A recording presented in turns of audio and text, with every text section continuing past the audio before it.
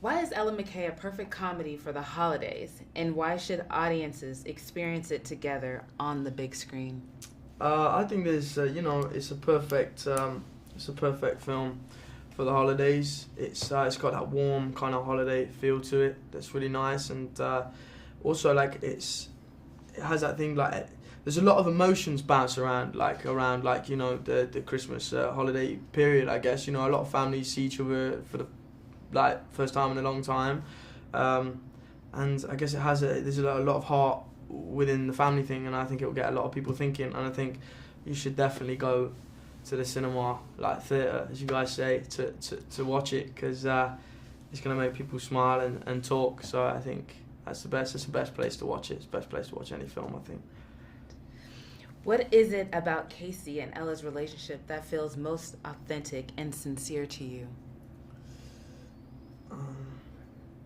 I think there's this like they really do feel like Casey and Ella really do feel like brother and sister, and I think there's like that. I always feel like I don't know, but speaking for myself, my sister is one of the closest people to me, if not the closest, and I feel like there's this like, I don't know, this is going to be a really like hard question, but like I feel like a sibling is really the person you experience everything kind of together. You're going to feel the same pain as your sibling a lot of the time. There's going to be times that you feel that, and I feel like siblings are the people we need to hold closest.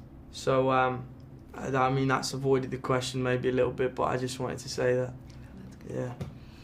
Describe your experience working with James L. Brooks. Did he offer you any key words of wisdom that helped you understand who Casey is at his core?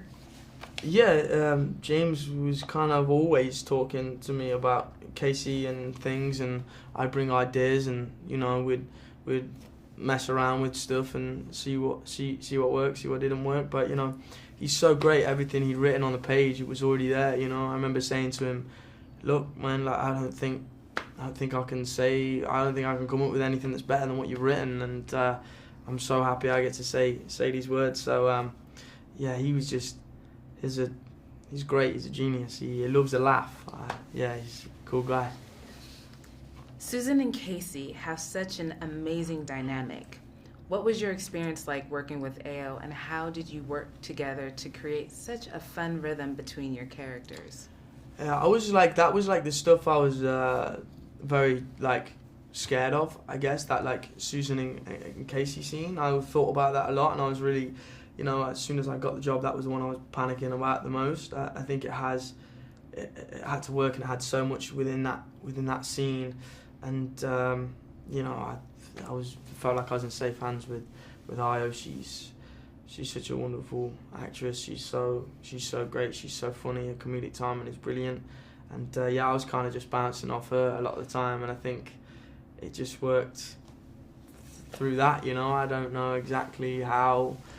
Or why it worked. I think it just worked, and it was nice. I enjoyed that time we spent together. Okay, last question. In what ways is this film a comedy where hope wins?